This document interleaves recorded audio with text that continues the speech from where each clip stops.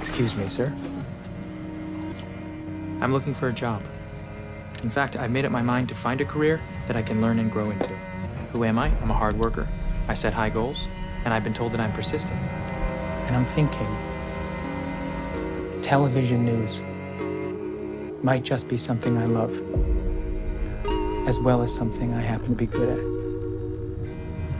What is the meaning of success? And how far would you go to be successful? These are just some of the many questions that I'm left with after watching Dan Gilroy's directorial debut film, Nightcrawler. A film that packs many questions and shockingly few answers, as intended by the filmmakers behind it. It's a movie that is firmly planted in literally me culture, with a main character who is equal parts interesting and terrifying, yet strangely observable at the same time. I think being clear with your objectives is more important than trying to present your ideas in a non-confrontational manner.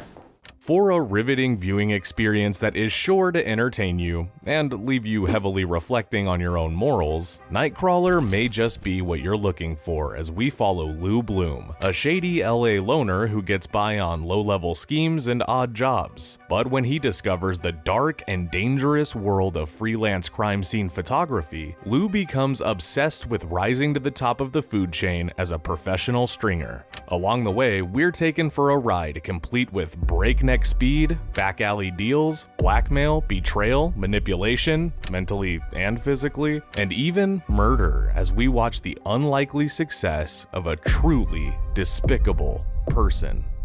Is that what you're saying? I didn't say that.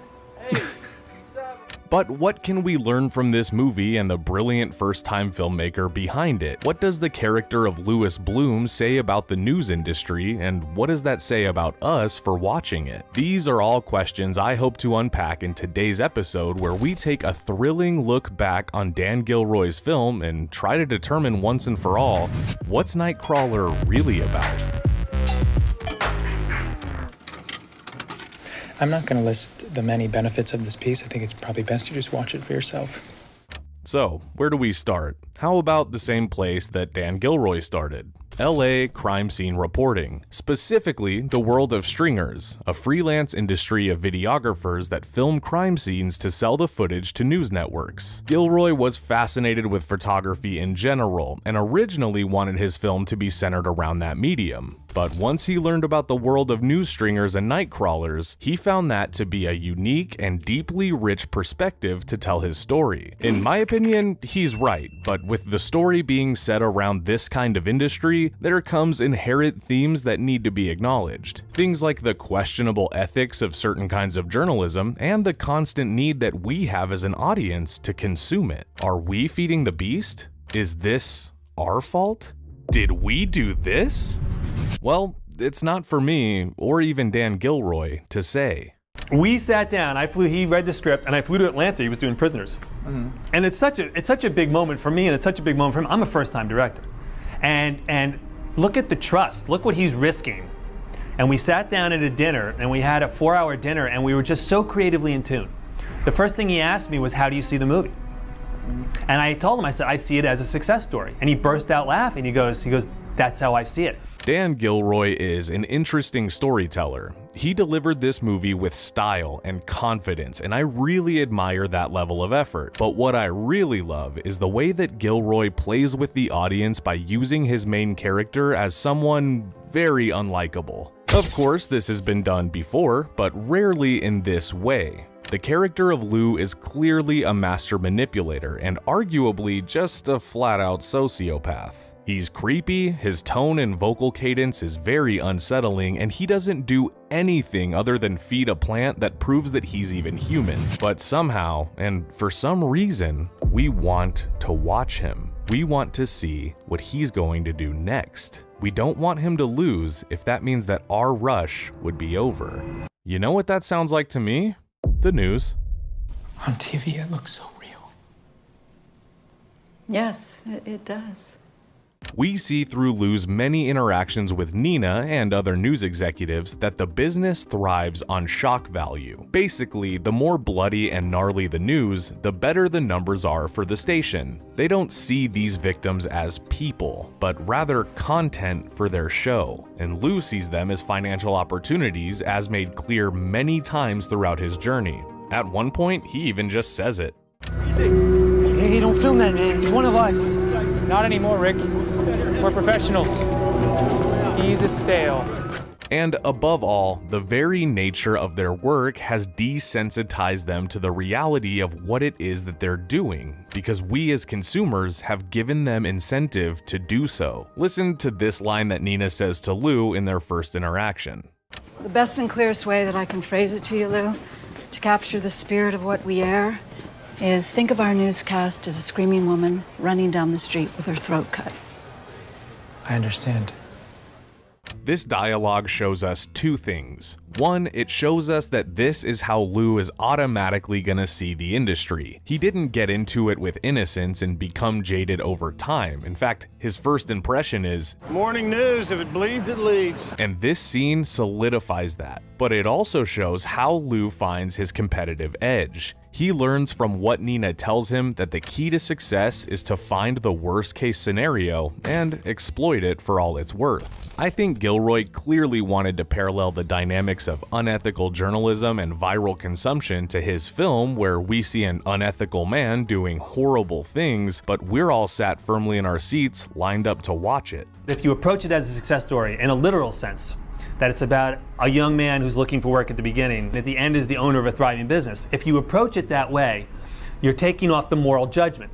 And you're allowing people to say, wait a minute, maybe this isn't just a film about a sociopath or a psychopath, maybe it's about something more, which is what Jake wanted to explore.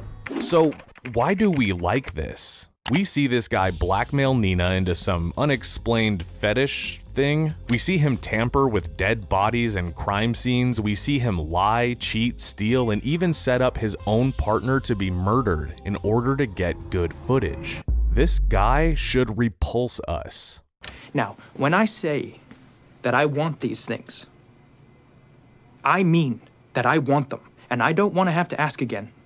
And the last thing that I want, Nina, is for you to do the things that I ask you to do when we're alone together in your apartment. Not like the last time. Jake Gyllenhaal once spoke on the character and stated that he saw Lou as a coyote, someone who wanders around the night, only eats when they need to, and is focused completely on their one sole goal. The character almost seems like an alien impersonating a human in the way that Jake Gyllenhaal gave the character a rapid and sharp speech pattern that is piercing through each page of dialogue. I need you to tighten up a bit on this, because if you felt like that again, I will terminate you immediately, I promise you. The actor states that he talked like this as a means of getting all of Gilroy's writing into the scene so that nothing would have to be cut for time. I hope that's true, because honestly, what a compliment. The character of Lou is also similar to that of many Literally Me characters, in that they all seem to share some sort of skewed version of right and wrong. Lou can smile while he's filming a gunshot wound or a dead body, but he can also give a menacing stare when you've pissed him off. He can change on a dime. He is unpredictable. I think there's a simplification of it being obviously about the media, but I think movies like that have been made before, and I don't think that was what Dan's intention was. I think it's also easy to stop there, because what it does is put blame on something or someone, and I don't think Dan or I or anybody involved in the movie was interested in doing it to put blame on anything. I think we were I was fascinated by, I wanted to make the movie, and I know Dan wrote the movie because it was about showing us where we are a bit, asking us, the audience, who watches that footage, who tunes in even if they don't want to, who allows that to exist, how we're complicit in creating it, and how we can allow somebody like Lou to exist. So why is Lou not scaring us off? Well, simply, we want to know if he'll win. The movie is like the perfect way to do a villain origin story because they don't make Lou a hero in any sense of the word. He's really only a hero to himself. If the movie had been told from, say, Riz Ahmed's character Rick's perspective, Lou would be all villain in our eyes. But the difference is that from the beginning, we know Lou is only out to do one thing: succeed at something. That's it. He doesn't even know what he wants to succeed at first. He just wants to be a memorable guy with some kind of social status. What we're really watching is a terrible person with vague but intense ambition who figures out his goal as he goes, and in the end, gets everything he wants. Lou wins. Why you pursue something is equally as important as what you pursue. See, this differs from other unlikable success stories because in other films, like take for instance The Wolf of Wall Street, Leo as Jordan Belfort was sort of an anti-protagonist. He was definitely loose on his morals and ethics, and he was cold and manipulative to his customers, and he was also immensely motivated. But Scorsese didn't tell the story as a success tale. It was more the rise and fall of a real-life person. But Lou doesn't have the fall, just the rise. He doesn't get his just desserts or learn anything from the many wrongdoings that he's racked up. Instead, he's rewarded for his bad behavior by becoming the head of his own successful news group, Video Production News. A professional news gathering service. That's how it should be read and that's how it should be said. And he uses that to obtain an entire catalog of freelance stringers who are ready to go as far as it takes to uphold the company's ruthless standards and methods. I will never ask you to do anything that I wouldn't do myself. Think about the feeling that you get when you watch movies like The Sandlot or The Matrix. We see our leading characters start at the bottom, learn their craft like baseball or jiu-jitsu, and then by the end they take on the antagonistic force and win the day. And we feel that warm and cozy feeling because the leading characters we follow are generally likable and good. But with Lou, he is none of those things. But he follows the traditional outline, only Gilroy replaced the likability with ruthless determination and the good nature with gross manipulative charm. Take for example this scene where Lou is literally dragging a body closer to the headlights of a flipped car in order to get a better shot. This behavior is horrifying, but the music and the framing is inspirational and triumphant. This certainly makes for a conflicting feeling about what we're seeing.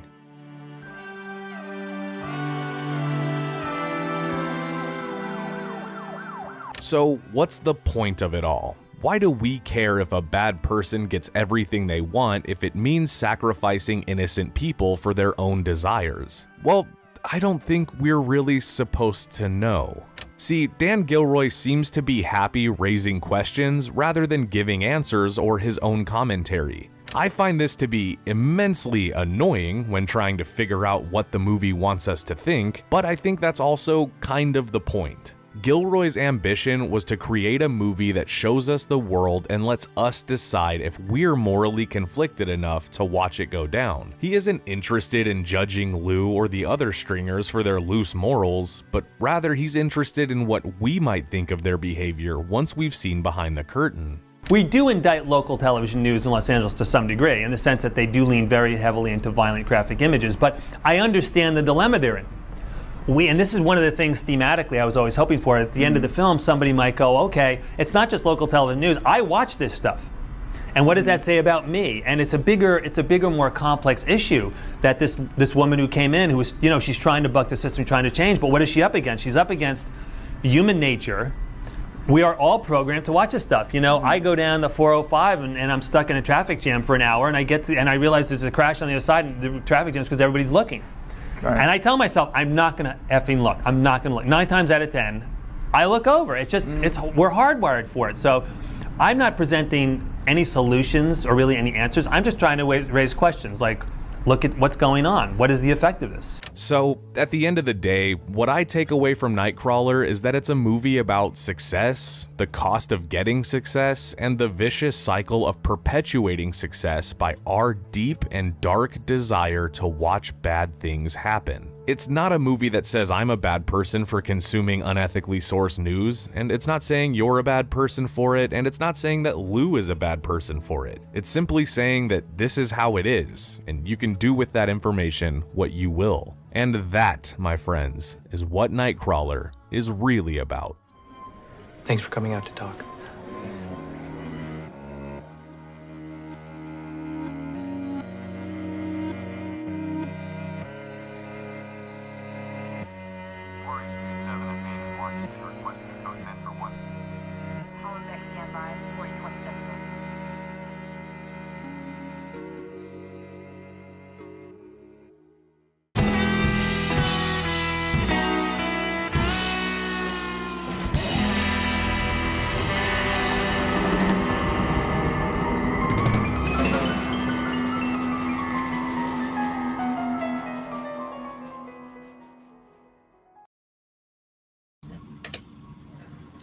Hello everybody, and welcome to Friday Night Flicks. I'm your host, Kier Gomes, and as usual, guys, we got a great show lined up for you tonight. We're going to be talking X-Men, specifically Fox X-Men, in honor of Deadpool 3, which is coming out later this month. So I'm going to pull up the comments here.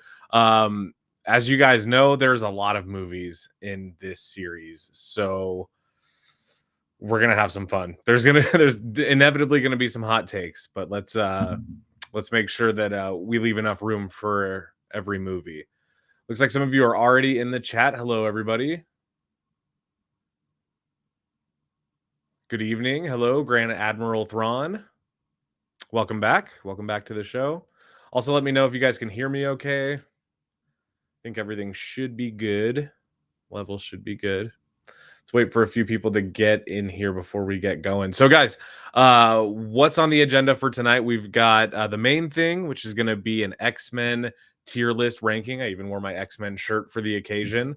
We're going to look at all 13 X-Men movies. I think I got them all. And we're going to tier list them, true YouTube style. So hopefully you guys are along for that. I think it's going to be fun. Tier lists are, relatively straightforward, but I think that my mic volume is going low then high constantly and then sounding good. Okay. We've got sounding good and then it's high then low. That might just be my voice. So let me know. And you know what? I'll put a little bit of music in the background too. Maybe that'll kind of help. Maybe that'll help. Okay. Thanks, guys. All right. So a lot of movies to talk about. Inevitably, there's going to be some hot takes. I have seen every single one of these movies. And some of them I've seen fairly recently for Marvel Revisited. So I'm excited to talk about that. We've also got a little bit of movie news. Some of it completely relevant. We've got a trailer for the new Captain America. I think it's called Brave New World. I think that's what it's called. Don't quote me, but that might be it. And then we've also got a trailer for an animated Watchmen adaptation. They're taking the graphic novel and once again adapting it into live action, which we've seen twice. We saw with the literal adaptation from Zack Snyder into the film, which is quite a polarizing movie. And then we've also had the HBO original series, which is a spin-off of the Watchmen universe, but not it's more of a sequel, I guess, than anything. But they're doing an animated one, 2 parts. I think the trailer looks pretty cool, and the animation looks pretty good. All right, we've got Radio of Horror, sweet YouTube handle, my man. The X-Men movies are all over the place, and continuity news is a miss. Yeah, the X-Men continuity is probably the worst of any, superhero franchise as far as trying to keep everything in universe. The timeline is all over the place, and I think that, to be honest, there is kind of a charm to that for some of it, and we're going to talk about that tonight for sure. Benjamin says, I want to see a darker, grittier X-Men. Yeah, me too, but the right way, not just the X-Men that we love, but made dark and gritty. I would like to see the right mutants for a dark story handpicked, and then the right story crafted out of that.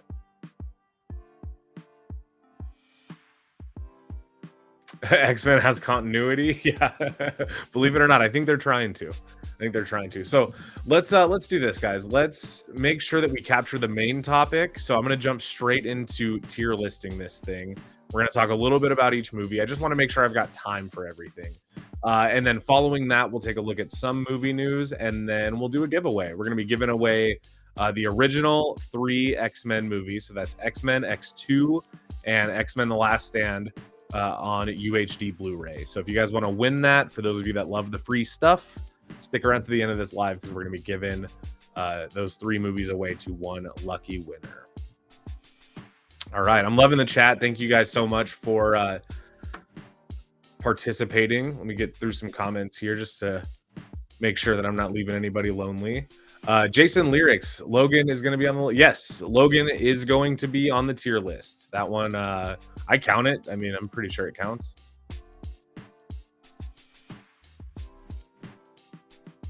I think we've got yes. Are the X-Men woke due to their fight? Well, I mean, yeah, I think the X-Men are a fairly open-minded bunch as far as the comics, I would say definitely diversity is important for the X-Men for sure. Absolutely. All right, guys, let's do this. Let's get into the tier list. I'm going to share my screen. I pulled up kind of a generic one, and then I tweaked the list a little bit. So I'm going to go through it with y'all. Hopefully you guys can see. This is it. This is what it looks like. So pretty simple stuff here. What I've got is the movies down here. I think this is all of them. I know it doesn't look like that many movies, but I'm pretty sure I didn't miss any.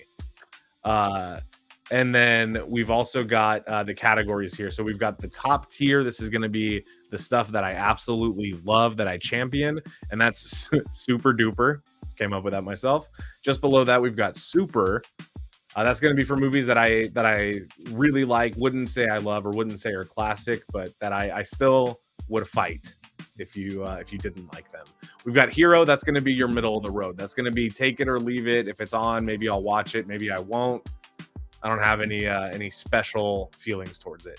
Sidekick is going to be a movie that I don't like, and then Enemy is going to be a movie that I downright hate. Now, it's important to have this spectrum, this variety, because these movies range from very, very bad to extremely good. There's some really good movies in there, and there is some absolute dog shit. So I'm excited to thank you. Epic-tastic Joshua says that I got them all. Thank you, Epic-tastic Joshua. I'm gonna try to say that 5 times fast later. Stick around. All right, so let's get into it, guys. Let's see, where's my tier list? Here it is. All right, we're gonna start with this first one here on the left. This is X-Men Dark Phoenix. As well, guys, let me know what you guys think of these movies as we talk about them. So to kick this off,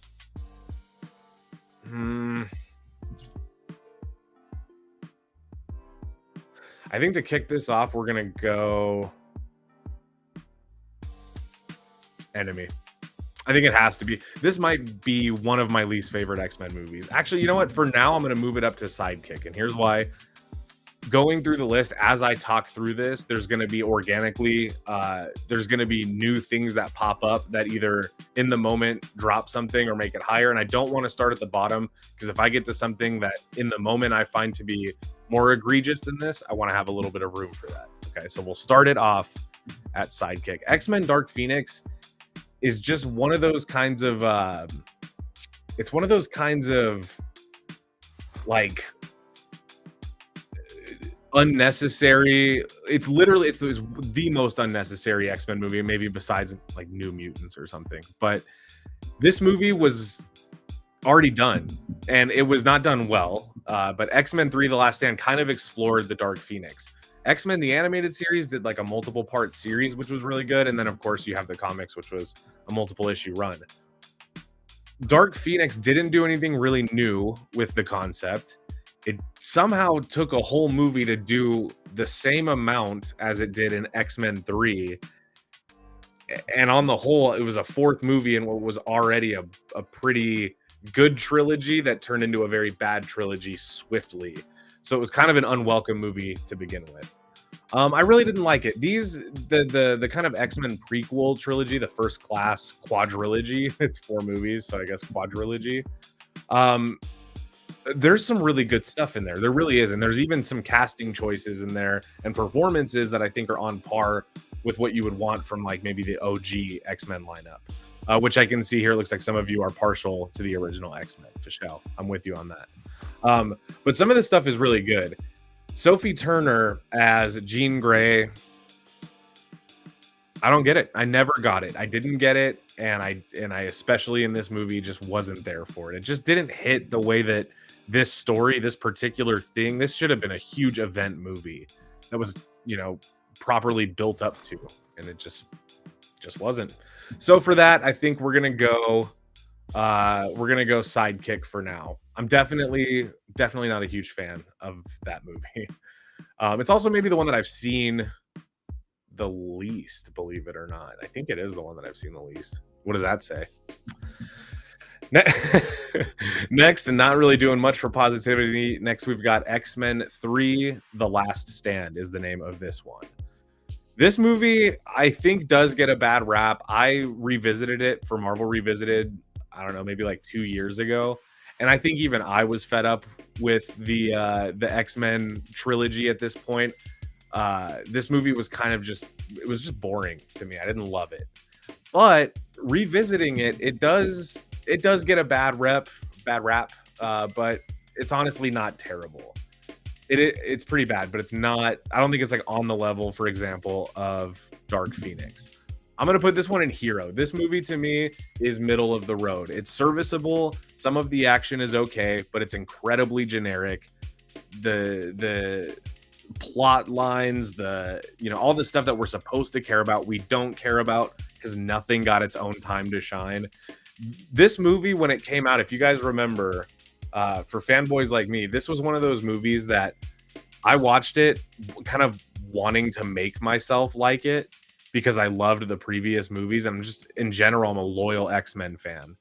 So I think that when this movie first came out, I wanted to like it. I wanted to kind of get into the the CGI de-aging of Professor X and Magneto. I wanted to stand behind some of that stuff. And, it didn't age great, but I will say, the de-aging doesn't look much worse than it does, like, now. If you look at the de-aging that's done in some of these, like, Marvel movies, it's very similar to kind of what we got back in, what was that, 2008 or something like that? 2005? I don't know, something like that, but crazy movie, man. There was some stuff that I really did not dig. I gotta pull this up here. This one, thank you to I'm gonna try to get the pronunciation. Thank you to Cheeses. Thank you to Cheeses. I'm the Juggernaut, bitch. You guys know the iconic line. Oh, we've got a hot take here. Tact says no way. And let's clarify what you're saying here for me, pal. Are you saying no way as in Last Stand is better than First Class, or are you saying that there's no way that Last Stand is better than First Class? Because I agree with the latter. I think First Class is a much better film. But I'm not sure what you're saying. You know what I'm saying? Vinnie Jones should stick to Guy Ritchie movies. Yeah, he does a good British kind of seedy British gangster, but maybe not so much as an out there villain. All right, let's go back to the tier list here. Let's get on to the next movie. This, if you guys want to see, by the way, I have reviews for some of these. Definitely for like the first 5 movies. So if you guys want to see those, I have them. They're on the channel. I'll generate a QR code during the stream if I can, and then if not, just go find them. We have a playlist. We got a playlist. All right, X2. This is probably, if I had to guess, similar to Sam Raimi's Spider-Man 2, this is probably the majority of the average X-Men consumer's favorite X-Men movie, I would think. This one definitely gets a lot of praise for obvious reason. I think number one being Nightcrawler. Okay. The Nightcrawler White House attack in the opening of that movie, it's flawless. It's still flawless. That's one. I mean, there's no two ways about that. It's a great movie. However, when I reviewed this movie, I took the hot take angle that it wasn't as good as everyone said. I regret that a little bit because, looking at it holistically in this lineup, it stands out as a way better one than some of these other ones. This one, you guys are going to roast me. I know it. This one I'm going to put in super, and I'm going to put it in super for now. Okay. If at the end I've only got maybe one in this goated tier of super duper, maybe I'll push that one up. But for now, that's what it is. And I'm open to all of your roasting for those of you that think it should be higher and for those of you that think it should be lower. Okay. You weirdos out there. No, don't get me wrong. I like X2. I mean, again, in general, it's one of the better ones. This is, it's one tier below the best for me. Most people, I would say, consider this their favorite one. It's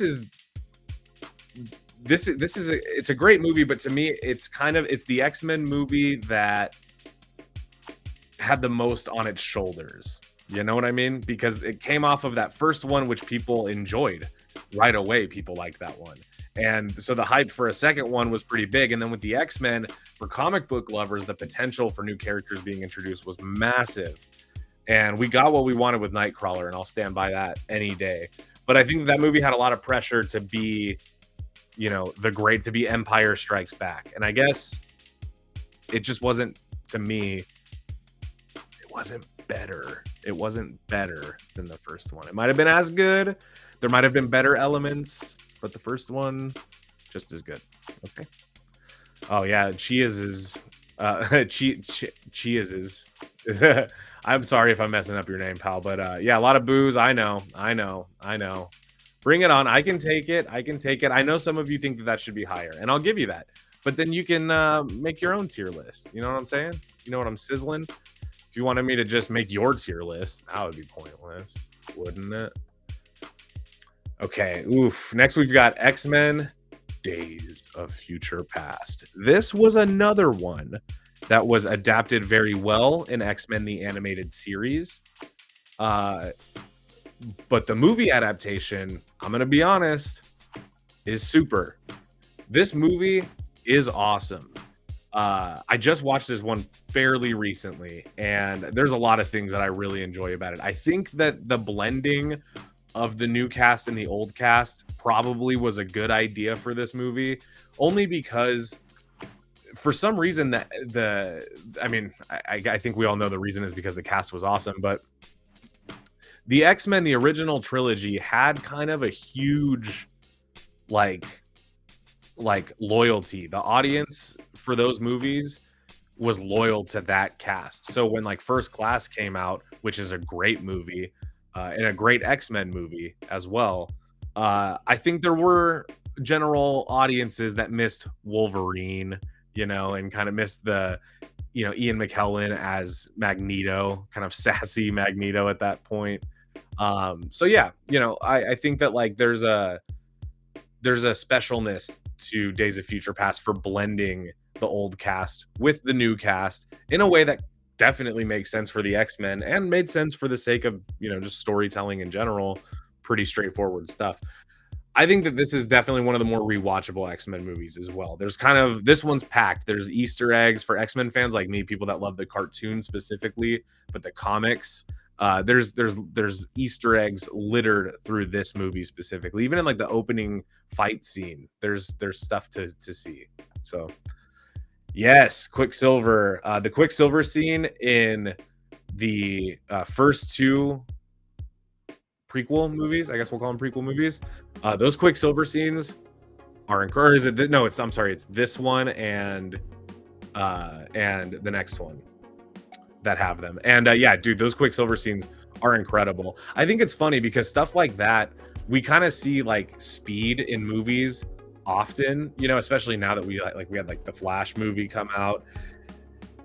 That movie, I think the one thing you have to do in a Flash movie is capture what it's like to be fast. And that movie captured what it's like to be fast for about 50% of it. And the other 50% was just that like muddy, clay, rubbery CGI. But this movie perfectly captured that essence. It showed everything being fast by showing everything being incredibly slow. And I think that that's kind of the only way to go, you know? Otherwise, it doesn't read on camera if you do it any other way. You know, also we got to talk a little bit about Michael Fassbender as Magneto. You know, McAvoy is great as Professor X, I think specifically in First Class, but we'll get to that. But Michael Fassbender as Magneto from First Class all the way through, you know, the 4 movies that we got to see him in. I'm disappointed in the way Magneto was done as a character, but the performance, so good. Michael Fassbender is an incredible actor. And I think this role is just kind of perfect for him because no matter how much Michael Fassbender can play a good guy, there's always that element of him that feels like a villain. And that's Magneto, you know? He could be good, but he kind of, no matter what, is always going to be a little bit of a bad apple, you know? I like it. All right, next we got Deadpool. So this is, you know, the most topical to what's coming. July 26th, we have Deadpool and Wolverine coming out. This movie, I want us all, let's do a little exercise. Before I rank the movie, I want us all to do a little exercise. And let me blow myself up big so you can see me. Lock in with me, okay? Never mind the glare from the light on my eye. you have to remember a lot of what makes this movie so special is that it was an underdog movie. It was a movie that wasn't going to get made, that the fans championed to get made, okay? Not like in the Snyder Cut way, like it was a movie that just was not bankable. Nobody wanted to make it. And then between Ryan Reynolds pushing and that test footage leaking online, that's what made this movie happen. So I will always give it respect for being legendary, okay? I feel that it's important to say that because this movie is not super duper. This movie's super. This movie's wonderful. This is a movie I watch often when I'm in the mood for either something raunchy or a superhero movie. But I actually think, and we'll get to this more, but I actually think Deadpool 2 is better than Deadpool. I know that that's a hot take, and I don't even know if I should read the comments on what's gonna come from this, but Deadpool, when I first saw it, I would have said it was probably one of the best superhero movies ever made. And probably at the time I saw it, I probably would have said it was one of the best X-Men movies ever made. I mean, it still is one of the best X-Men movies. They did everything right in this movie. Every single thing was done correctly. The look of the X-Men that we get in the movie, Colossus, is the best Colossus you could ask for. The design was perfect. The uniforms were good. I love that they use Negasonic Teenage Warhead. I think that's a fun thing to say. But as much as I loved this movie, I was impressed. This movie is what I wanted from X2. It's Deadpool 2 is what I wanted X2 to be. So I'm going to save it for when we get to Deadpool 2. But Deadpool is a great movie. I do love it. Don't think that I'm being a hater because I'm not saying it's goated.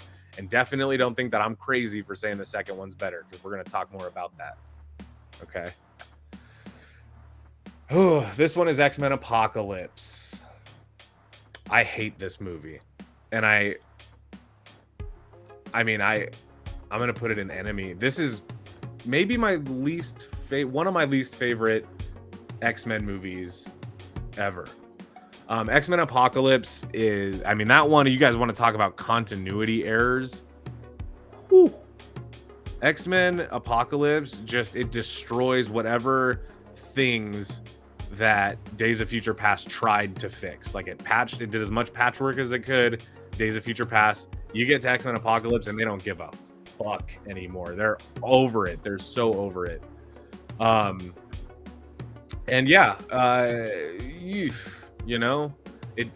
doesn't hold up on the rewatch. I would even say that the casting in this movie feels gimmicky, and that's even for some of the returning characters from the previous movies that were all right. There's something about the way, yeah, exactly. That's the way they did Apocalypse. Yes. There's something about the way that they explain Apocalypse. Sometimes I'm not one for the sympathetic villain. I think sometimes it's all right to just have an evil guy be evil, and I don't need to know every single thing about the motive. And Apocalypse was one of those characters. Sorry if the light's blinding, by the way. Apocalypse was one of those characters that you just kind of want to see be evil, like Mr. Sinister. There's depth that you can explore, but there doesn't have to be like a relatable cause, not for everything. And for an X-Men movie, there definitely doesn't. It could be as simple as he just hates mutants, period, And I think that the movie kind of spent a little too much time with Apocalypse's story instead of focusing on what's really important, which is just make him fucking terrifying, make him a threat. I don't know. They also, I think, did Storm kind of dirty. Storm to me is one of the most quintessential X-Men.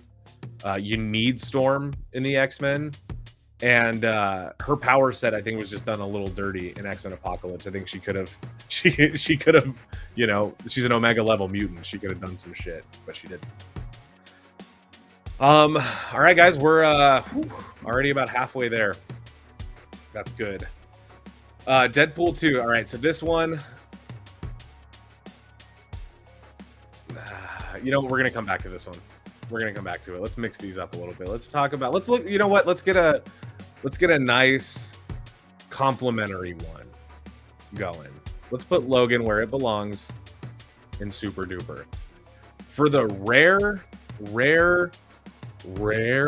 handful of people that might be on this stream that think that this movie is overrated, you're entitled to your opinion. I get it. But I think this movie is a fucking masterpiece. I love this movie. It's gut-wrenching. It is kind of sad. And when you rewatch it, it is a little bit kind of exhausting. By the time you're done, you feel a little bit tired. But, you know, in my opinion, James Mangold made the best send-off for Wolverine after all of those movies, you know? So Logan, to me, probably the best. It's probably the best X-Men movie. It's easily the best solo Wolverine movie. I truly mean that. Not that they're all bad, but Logan is a step up cinematically from any other X-Men movie. It didn't feel like a blockbuster. It felt like a Western, but it had that, I don't know, it had that soul to it that just carries you through. Even if you don't like Western movies, you can immerse yourself into this world. And if you've seen any of the previous X-Men movies, there's just payoffs, you know, and it's very satisfying. So, ooh, okay, we got a hot take. I knew there'd be some of you in here. Hello, Kyle Nelson. What's up, man? Thanks for being here. I hated Logan. It was slow and the ending was obvious. Yeah, I mean, yeah, you're probably right. But look at it from my perspective here. Think about like when I saw this movie. I had read Old Man Logan, which is the comic run, and I wasn't expecting a 1-for-1 adaptation, which we definitely did not get. But it still surprised me because part of the ending was, in fact, most of the ending was different. So there was still surprise for people that thought they knew what they were getting. But I can understand how, you know, maybe for you the experience was a little different. But I thought it was a great movie.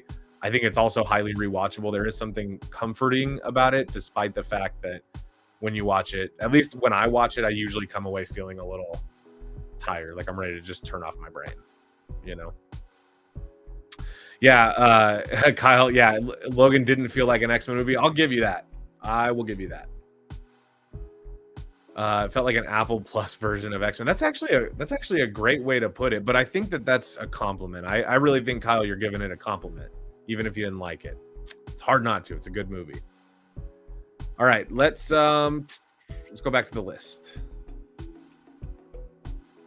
Man, are you sure, Kyle, that we can't convince you that Logan is amazing? Because I always know when there's going to be someone that didn't appreciate it. But to me, it's good. It's good. Speaking of good, when we get to the end of the stream, I want to tell you guys, I'll keep it spoiler free, but I saw Longlegs last night. Actually, I won't say anything more. There you go. Now you have that. All right.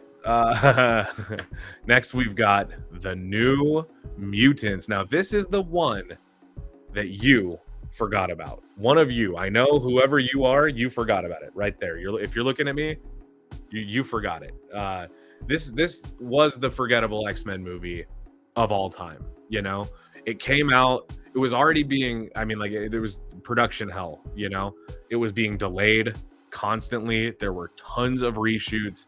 The editing process was very fucky, and it was a nightmare getting this movie made. This would be a good episode for, if we haven't done one, for what happened in this movie, because I mean it's just a nightmare. And then when it finally was ready to come out, it was a horror movie. So the studio said, no, it's too scary. You got to edit it back into making it some kind of X-Men thing. So what did we get? It's kind of the same thing they did with Venom, but it worked less here. They had an idea that would push kind of the envelope of the genre, of the superhero genre, and maybe lean into some of the more like supernatural, demonic elements of mutants or X-Men, or just of the Marvel lore. And then it was too much. So then they wanted to scale it back. They wanted to add in a little more youthfulness, a little more Breakfast Club energy, which just unfortunately didn't seem to work for what they already had. And then the movie that we got was mush. We got a mush movie with, you know, just questionable choices left and right. There is some entertainment value. I'm not going to say it's a completely dog shit movie, although it is an enemy. This movie kind of stomped on I just think like if you have something that is this boring and that's this uninspired and that's this like confusing in terms of tone and performances, and you can tell what stuff was reshot and what stuff was original. It's like the Justice League. I swear, Deadpool was the Snyder cut where fans had to make it happen, and New Mutants was the Justice League where it was just doomed in comparison. So anyway, stomped on what I love about X-Men and the darker themes that you can touch on with X-Men, and it took the entire concept and just turned it into a nothing movie. It wasn't scary, but it also wasn't really funny, but it also wasn't inspired. There was just nothing going on. You know, I don't know. I have nothing more to say besides fuck that movie. And I think I'm allowed to say that. Ches says it reminded me of Gen Z. I don't know. You know what reminds me of Gen Z is that Mutant X or Generation X TV movie from back in the day that kind of had that vibe. But New Mutants was just a little too, it was even more like depressing, you know? And not in a good way, like The Boys. Is it worth watching? Adnan wants to know. No, there's no connection to the other X-Men movies in this one, so there's no reason to watch it for continuity. There's nothing, you know, like tied to the other movies. If you're looking for like, you know, an entertaining version of this movie, I don't know, watch the Breakfast Club. You know, it was Nightmare on Elm Street. Oh, Kyle, that's actually a good way to put it. It was X-Men's version of Nightmare on Elm Street, only not good. You know, you think you'd cross over X-Men and Nightmare on Elm Street, you'd get something good because both flavors are good. But no, this one, not so much. I also don't think that it just wasn't fully baked. You know, I don't know. It's kind of poetic that that's how the franchise ended, because the next one is how the franchise started, which to me, I don't care. Fuck it. I can do whatever I want. I'm in control here, buddy. X-Men, the original 2000s X-Men, is a wonderful film. It's the movie on this list that I have probably seen the most times, and I don't know if that'll ever change. I watch this movie a lot, at least a couple times a year. Sometimes I'll watch it once, you know, like for real, and then the next time it'll just be like when I'm, you know, on the couch at 2 a.m. and can't sleep and just want to watch something comforting. I love the way that they were able to capture the essence of the X-Men, even without the bells and whistles that we all wanted. Like, I know that we all wanted the yellow spandex. I know that we all wanted, like, you know, those comic book accurate costumes. And I know that we all wanted our favorite mutants to be in. Like, I wanted Gambit to be in the X-Men, you know? But when this movie came out, I was a child. I was a kid. I was probably 10 years old. And I think for me, seeing it the way that it was felt so larger than life. It really did feel like, you know, like a live action version of the cartoon and the comics that I had loved, but with like these, you know, yeah, the black leather. Adon says the leather suit area. Yeah, exactly. But this was the one, you know, and it stayed that way for me. So every time I rewatch this movie, there's things that stand out. Obviously, yeah, Anna Paquin, of course, as Rogue. But look at that cast. This was the year 2000. So hot off of the success of the 90s, you had Halle Berry. You had Hugh Jackman, okay? You had James Marsden, who was in kind of like a, you know, he was doing like horror, you know, suspense roles as like, you know, troubled teens. And then you get to 2000, you got X-Men, you got Patrick Stewart, you got Rebecca Romijn as Mystique, Ian McKellen. It's an incredible lineup of characters and a good cast for this movie is what I'm trying to say. But the main thing about this movie that I think solidifies it as one of the greatest X-Men movies, if not my favorite, I don't know, like between this and Logan, who knows? But the thing that really solidifies it is they captured the kind of soap opera interpersonal relationships of the mutants, of the students at the school. And that stuff is important to X-Men. I think a lot of times it's easy to kind of get sucked into like, it would be cool to see the X-Men or like to see a superhero group, you know, I don't know, in space fighting this thing, just because it would be cool to see those powers on display. But if you look at what makes the characters, X-Men, I think, understood that piece of it. And it gave you kind of a soapy drama mixed in with that delicious early 2000s kind of schlocky superhero joint, which I liked. Yo, Jake Drew, thank you so much for the super chat, my mans. A red hand pointing up. I don't know what that means. But thank you so much for the money, man. You're the king. Thanks. Yeah, looks like many of you guys agree with me here. X-Men, it's goated. It's one of the great ones.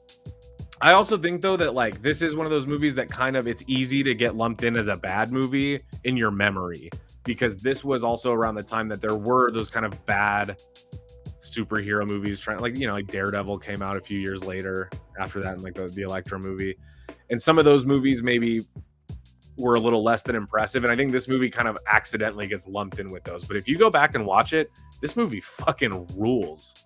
You know what I'm saying? Oh, it's the sticker. Oh, okay, gotcha. Thank you, Adnan. Thank you. If I seem like a boomer, I do apologize. All right, let's get back to the list, my dudes. Next, we've got The Wolverine. This is 2014, I believe. 2014, 2012. Doesn't really matter, but it was 2012 for sure. James Mangold, same guy who directed Logan. This movie is kind of pretty good. I'm going to put it in hero. It's this for me, but it's serviceable. This one really leans into Wolverine kind of exploring the more wolf within, you know? And I like it. I'm kind of here for it. This is kind of one of those ones that dared to be a little bit more than just an X-Men movie. It kind of wanted to dive into heartbreak and love, as well as, you know, giving us Silver Samurai in live action, which I think is cool. Yeah, this was a good one. I enjoyed this movie. It's not one that I go back and watch a lot, but I will say it's not one that I remember badly. And I think it's because when X-Men Origins Wolverine disappointed me so much, I thought this one would maybe be like the soft reboot second attempt at getting an X-Men prequel correct, or at least a Wolverine prequel. And that is what it was. It turned out to be basically that. It didn't retcon anything from the previous film, but it also just kind of stands alone as a Wolverine adventure before he knew the X-Men. And I like that. Yeah, the Japanese setting, it's good. It makes the movie stand out too, because there's parts of this movie that are very snowy, you know, and that's fun. I like times when you see your favorite characters in settings other than New York City, you know, or wherever. Kyle Nelson, it shows how Wolverine throughout his life affected the larger world. Yeah, and you know, Logan celebrates that, my guy. So go back and watch it. What are you doing? Or don't, you know, you can do whatever you want. You don't have to listen to me. All right, back to the list. We've got 3 movies left, and then we'll get into some other stuff, so that way we can enjoy a full show, all right, on this beautiful Friday night. What movies are you guys going to see this weekend? Trickle those comments in below. And I'm also, guys, thank you so much for the comments. I appreciate them so much. If I'm not getting to all of them, I apologize. All right, next we've got X-Men Origins Wolverine. Easy. Enemy. I hate this movie. There's one thing. There's like 1.5 things that I like about this movie. Everything else I think is fucked. And again, I should preface, I went into this movie expecting an adaptation of Origin, which, if you don't know, is a graphic novel about the origin of Wolverine.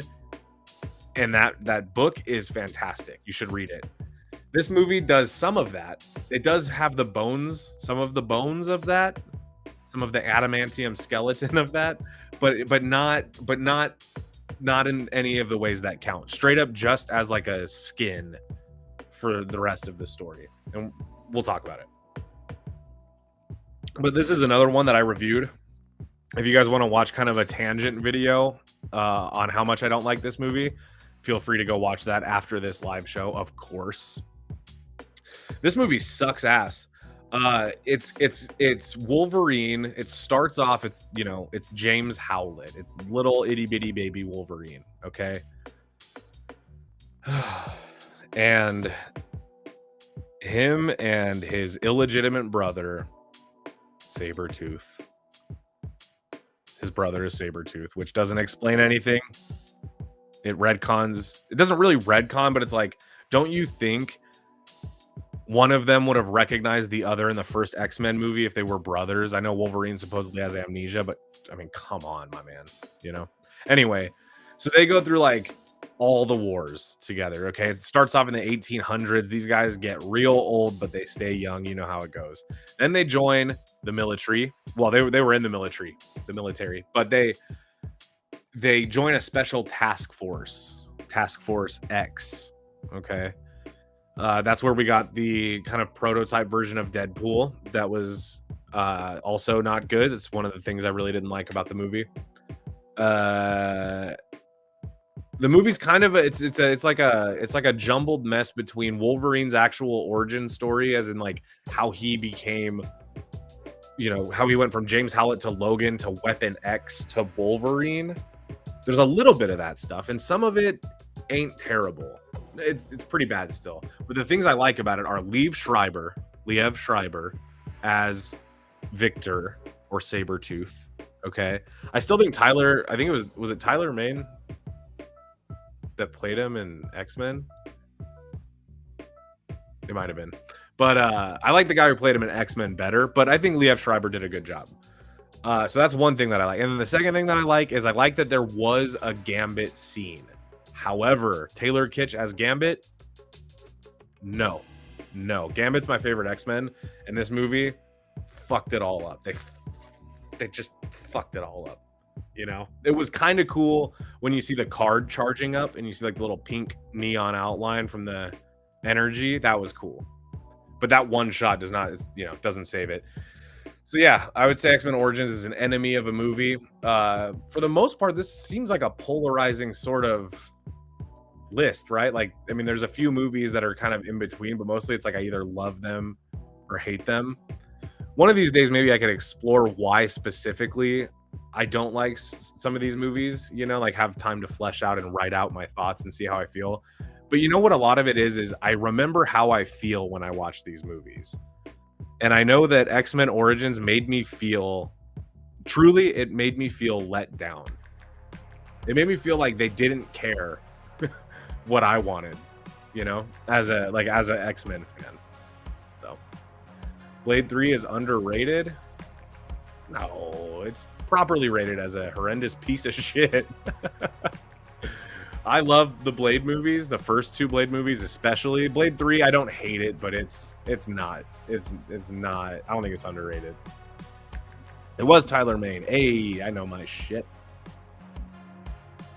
All right, pulling up a few comments here. Adnan, too many things jumbled in the movie. Dude, tell me about it. I also don't like they have to, this is kind of around the time when they started doing that thing in these superhero movies where they felt the need to explain every single thing. Like they felt the need to go, this is how the Blob got his name, the Blob. Listen, man, I don't fucking care how he got the name the Blob. I don't care. Do you care? Someone tell me. Johnny, tell me if you care how the Blob got his name. Tyler Mane also plays Sabretooth in Deadpool and Wolverine. Yeah, they're bringing him back. That's cool. I also saw that they got what's his name, Aaron Stratford or whatever his name is, as Pyro coming back. Maybe there's hope for who knows? Maybe there's a way they could bring in Iceman. Maybe he somehow got pruned. That would be fun. The cameos of Deadpool and Wolverine, obviously half of the appeal is seeing who's going to be in it. But now that we're getting closer to the movie, I think I'm trying to even stop speculating about, aside from confirmed actors like Tyler Mane and Aaron Stratford, I think I'm at a point now where I'm trying to stop myself from speculating who else might show up in the movie because I don't want to be let down. I don't want Deadpool 3 to be a tier below it, you know, where it would have been on the tier list just because I expected too much out of it, you know? A little love for John Carter too. John Carter is so rewatchable. How did it flop? I actually like John Carter. I think that movie was all right. There's that. Yeah, it was a huge flop. I don't know if it's a hot take. I don't know how it did critically, but I liked it. I thought it was good. All right, next we've got some good things to say. Okay, we've got X-Men First Class, which to me,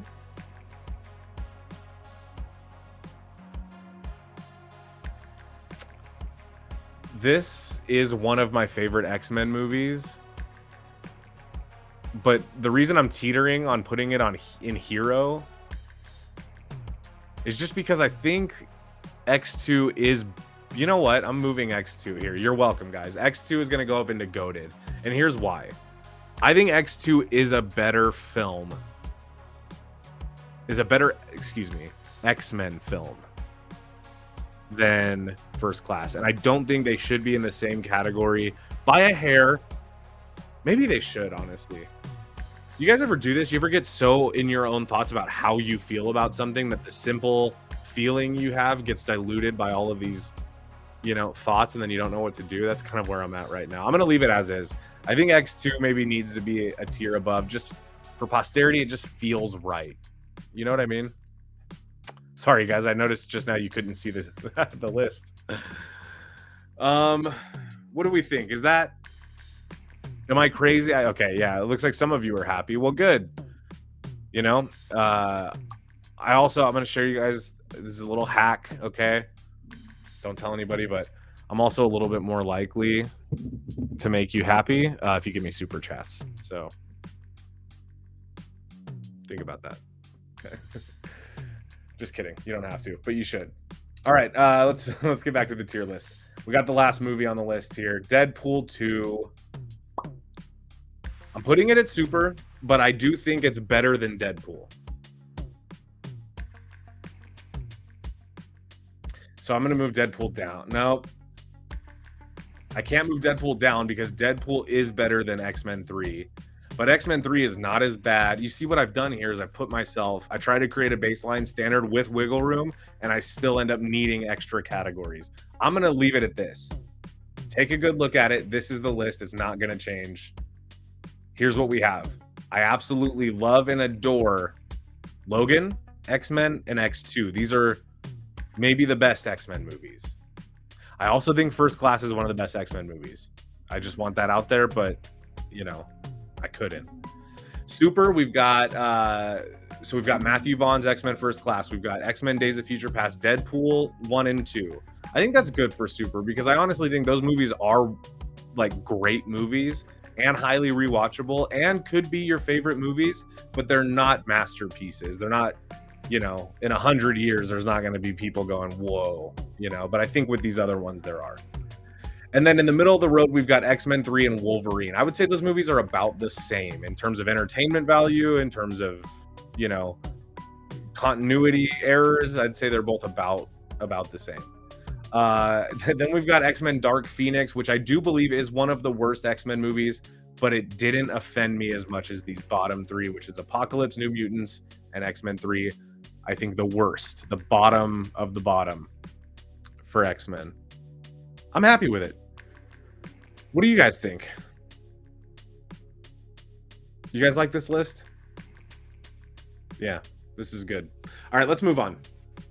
I'm going to leave it. If I stay, and I'm not kidding, if I stay here looking at this, it will change because I'm going to get unhappy with what I've done, and I'm just not ready to go there. Okay, so I'm not going to go there.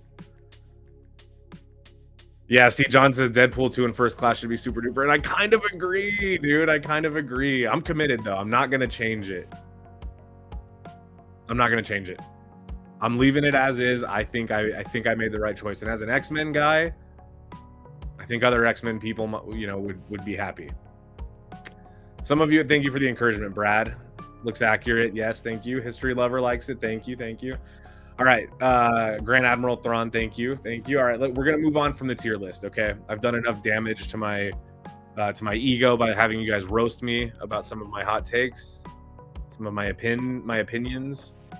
Let's take a look at some other stuff. Let's watch the Captain America 4 trailer. This is the Captain America trailer. This is for the Sam Wilson, Falcon Captain America. Wilson. Which I don't have a preference, honestly. I mean, like, I think Chris Evans had a great ending for Captain America, so I don't think there's a need to bring him back. But I also don't think that there was a need to make a new Captain America.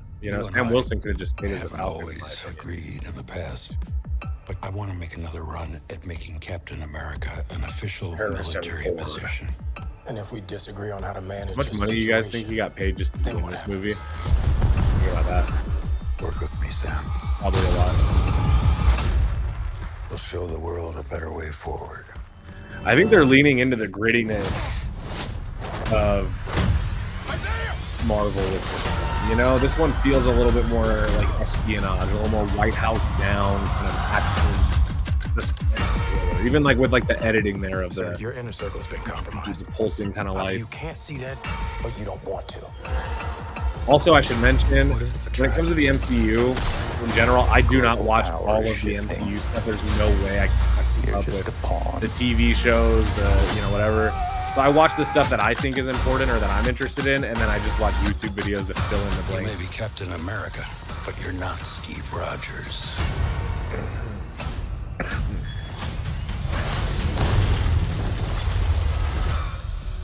You're right. I'm not. I'm not. Yeah, you could tell that was coming. That line was set up from the fucking very, very beginning of that montage.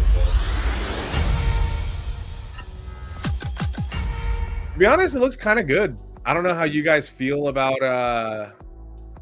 Oh yeah, now Red Hulk won't have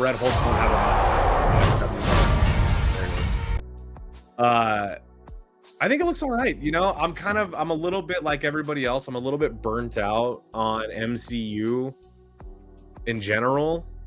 I kind of miss when the stuff was all separated. I miss when Spider-Man didn't have to cross over with other characters, but also I kind of get excited when I see something that looks fresh, and this looks like an MCU movie that is fresh.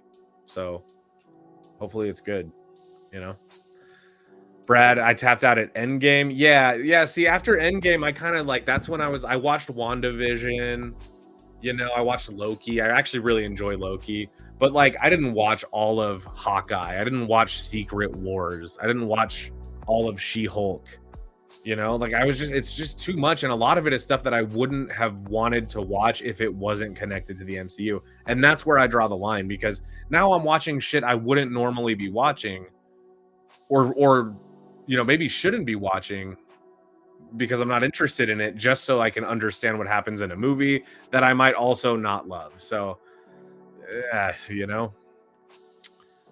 cheese. I love Anthony Mackie. I really only know him from playing Falcon, playing Papa Doc in 8 Mile, and from that movie he did with Seth Rogen the night before. I think. Oh, and I saw that Netflix movie he did too. He's a pretty good actor. I don't have any beef with Anthony Mackie. Seems all right. My thoughts on Agatha all along. I think the show looks fun. In the same way that a Marvel Christmas special is fun. It seems gimmicky, but harmless, but definitely gimmicky. I don't need it. I love superheroes. I love comics, but I don't need to love all of it. And I think a lot of this stuff just seems like obligatory viewing.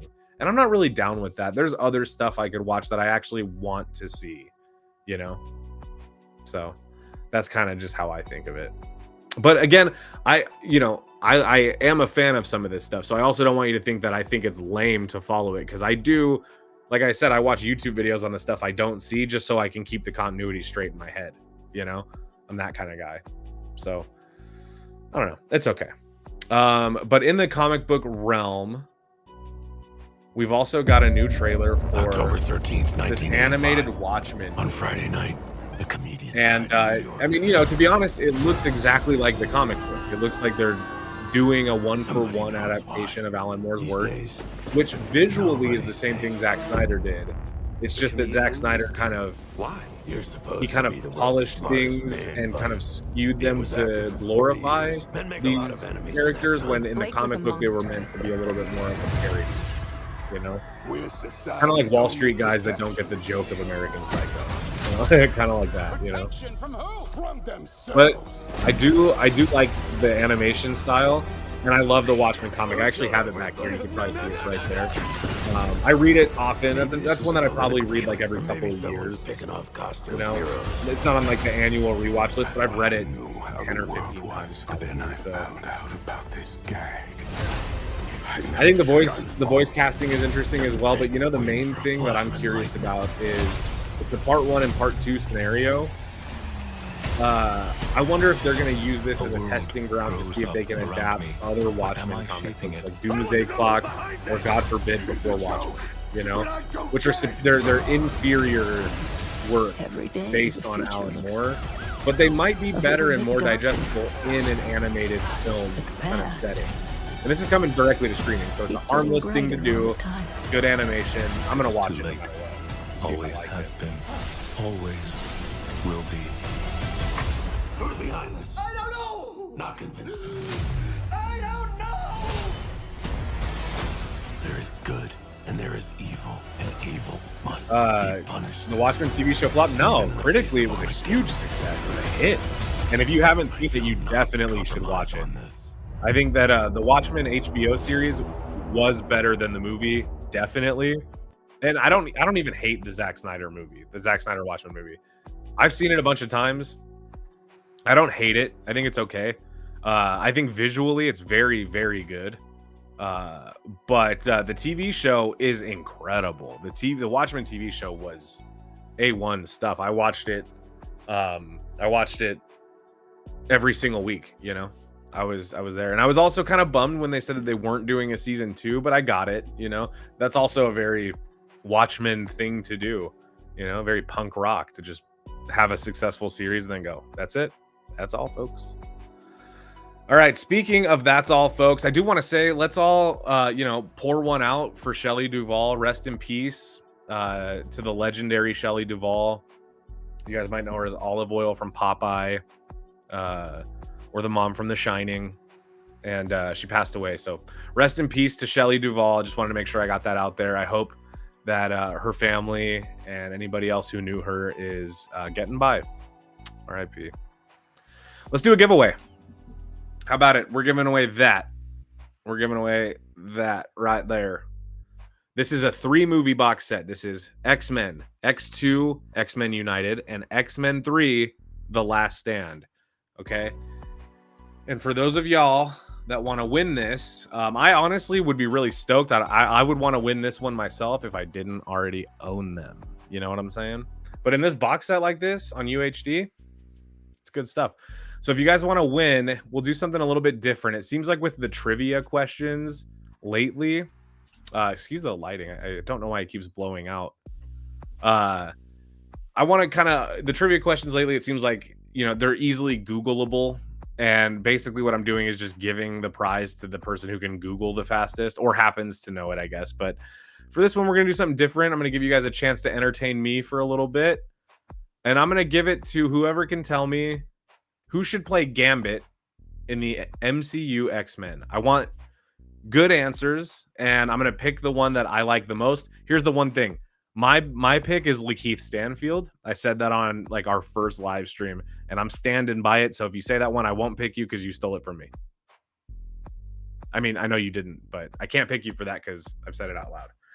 So put your casting choices for Gambit in the MCU down below. I'll pick my favorite one. I'll read out a couple, and then I'll get you guys on your way off to the weekend.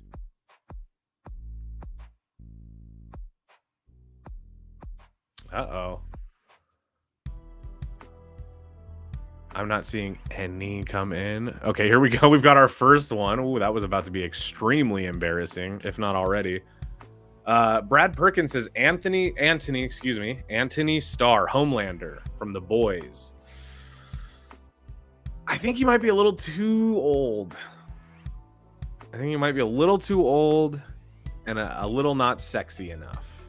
But honestly, I think he could do the accent just fine. And I think that like he kind of has the charm. If he could do the charm and cut out the creepy, maybe. Ooh, Jake Drew, my super chat baby, says Timothy Chalamet. Is that how you spell his name? Timothée? Like, I know I see it spelled differently. Like, I know I see it spelled not the normal way, but I never noticed the French spelling, but I guess that makes perfect sense. I do think Timothée Chalamet, seeing him in Wonka, love or hate that movie, I thought it was okay. Love or hate it, he kind of does have that. He kind of has that. He moves that way, you know? I think Timothée Chalamet would make a good Gambit. Grand Admiral Thrawn says Tom Ellis. Tom Ellis would be good. We've got Glenn Powell. I don't think Glenn Powell's cut out for Gambit. I think Glenn Powell would have been a good Gambit in the way that Channing Tatum was supposed to play Gambit. Let me take this question off of the screen. Sorry about that, guys. I just wanted people that wanted to enter to get a chance to see what the question was. I think Glenn Powell would have been a good like recast if Channing Tatum was ever Gambit like he was supposed to be, but I just don't see him having it. And I'll tell you, hip hop legend, what happened to the Channing Tatum Gambit movie, it just got stuck in development hell. It was a heist movie set in New Orleans that could have been awesome, and it wasn't. Wasn't to be. Ooh, Brad Perkins, Bill Skarsgård. That's interesting. I could definitely see it. I think that there's a sexy young version of Gambit that could do it. Oh man, now I know I said I'm gonna eat my words so bad. I said Anthony Starr was too old, but Metal Horror Fanatic says Walton Goggins, and I honestly think that is clutch casting. I think that is a good idea because that's different. And Walton Goggins would make it. He can do that accent. We've heard him do Southern for sure. Oh man.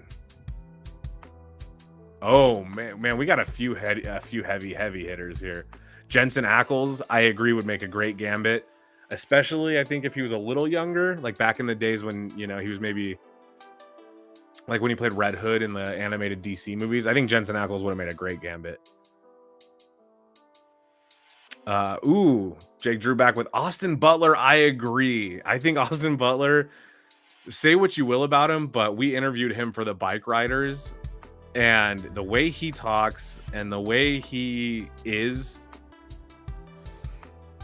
ooh man, that is very Gambit. That's a good one. Damn, that's a good one. Oh, but John, unfortunately, you're a producer on the show, buddy, so you can't win, but you would have won with Dacre Montgomery. That he would be a great Gambit. That's Billy from Stranger Things. The guy who played the killer in the first... Oh, yeah, that guy, he recently had like kind of a resurgence also. He was in that movie Hush with Mike Flanagan. That guy's good. That guy does a Cajun accent in True Blood. So that's a pretty good one. Gosling, I don't know. I think Gosling can do just about anything, but maybe not that. All right. So far, I think Austin Butler is my favorite submission. So I'm gonna give you guys a little more time before I pick my winner here. Keep in mind too, the only requirement for somebody like Gambit is that he has to be Cajun and from New Orleans. That's pretty much it. He doesn't have to be a white guy.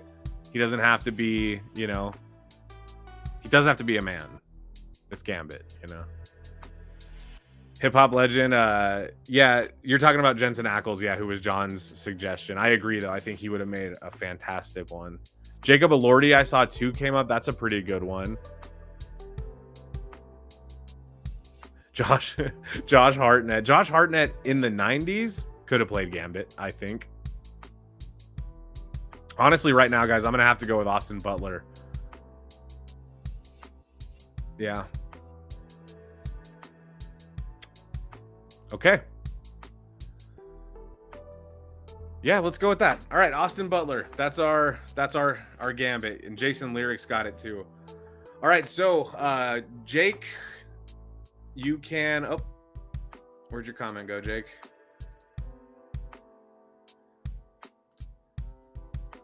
Jake, my man, you can comment, or I'm sorry, you can email me here, kiergomes@joeblow.com to claim your prize. I like that you said Timothée Chalamet, but I think Austin Butler, that's just, he is Gambit, you know? So again, email me, kiergomes@joeblow.com. It's my first and last name, @joeblow.com. You guys like how official that sounds? It's like when you're setting your voicemail greeting and you're like, call me back at my phone number, that's blah, blah, blah at my phone number. Last thing, my dudes, grab your Joe Blow merch, okay? Quit sleeping on this stuff, you guys. It's good stuff, and I like it, and I want you to go get some. And you can scan this QR code right here, right now, and you can pick yourself up some. And if you do that, pick something up for me as well as a gift. I will accept it. And that's that, okay? All right, guys, that's pretty much it. Make sure you tune in next Friday. We're doing another Friday Night Flicks. I don't want to spoil anything, but I don't think you guys will want to miss that one. We got a good show lined up. I'm excited. But as well, comment down below. Let me know what your ranking of the X-Men movies are. And if you don't want to do all 13, just let me know what your favorite X-Men movies are. We'll leave it at that, okay? Much love to you guys. Have a great weekend, okay? I'm going to let you guys go now. Go enjoy your Friday. I know I'm going to. And I'll see you guys next week. Bye-bye.